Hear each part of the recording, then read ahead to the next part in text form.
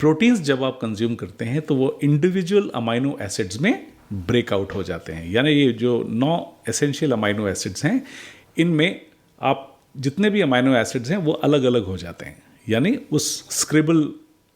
वाले स्पोर्ट की तरह जिसमें आप शब्दों को अलग अलग रखते हैं और उनसे फिर कोई स्पेलिंग बनाने की कोशिश करते हैं।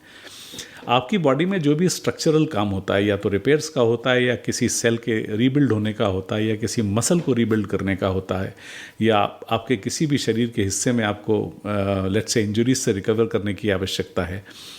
तो वो प्रोटीन्स जो होते हैं बेसिकली इंडिविजुअल अमाइनो एसिड्स के तौर पर काम करते हैं। और जैसे ही आपके शरीर में उसकी नीड पूरी होती है, there is no space for stocking those amino acids.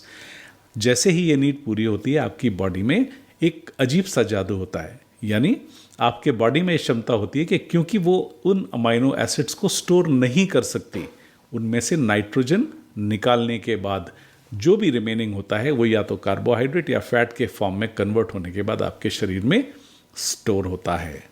और अगर उसमें से कुछ बचा हुआ हिस्सा होता है जिसको हम वेस्ट कहते हैं, या मेटाबॉलिक वेस्ट जिसको आप कह सकते हैं, वो मेटाबॉलिक वेस्ट आपके स्टूल में से या आपके यूरिन से बाहर सेक्रीट आउट होता है, यानी आपकी किडनीज उसको आपके शरीर से बाहर निकाल देती हैं। इस लिहाज से यदि आप देखें तो अगर आप अपने शरीर की आवश्यकता से कहीं ज़्यादा प्रोटीन का इस्तेमाल कर रहे हैं तो आप उसको स्टोर करेंगे, यानी आपका वज़न प्रोटीन से भी बढ़ सकता है। इस स्थिति से आप कभी भी इनकार नहीं कर सकते। और अगर आप ये सोचते हैं कि प्रोटीन के कंजम्पशन से आप अपना वज़न 10, 12, 15 किलो कम कर सकते हैं, तो ये एक बहुत बड़ी गलत धारणा है। इससे आपको बहुत बचकर रहना चाहिए और जितना हो सके बहुत संतुलित मात्रा में तीनों माइक्रोन्यूट्रिएंट्स का डाइट प्लान बनाना चाहिए। अगला सवाल,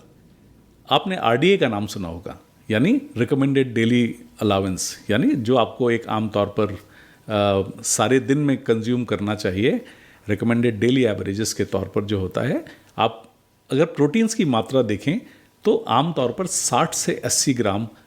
अप्रॉक्सीमेटली अक्रॉस पॉपुलेशन की रिकमेंडेशन होती है। यूनाइटेड स्टेट्स में ये लगभग 80 ग्राम है, लेकिन आपको ये बहुत बहुत ताज्जुब होगा इस बात को जानकर कि ये जो नाइट्रोजन बैलेंस के ऊपर आधारित जो आरडीएस बनाए गए हैं, इनके काफ़ी सारे लिमिटेशंस भी हैं। यानी जब आप 97.5% पॉपुलेशन को प्रोटीन डेफिशिएंट न होने देने के हिसाब से आप गाइडलाइंस बनाते हैं, तो उसमें बहुत बड़ी संख्या में वो लोग भी आते हैं जो सिर्फ 40 या 50 या 60 grams of protein per day के ऊपर बहुत इत्मीनान से उनकी बॉडी की नीड पूरी हो सकती है।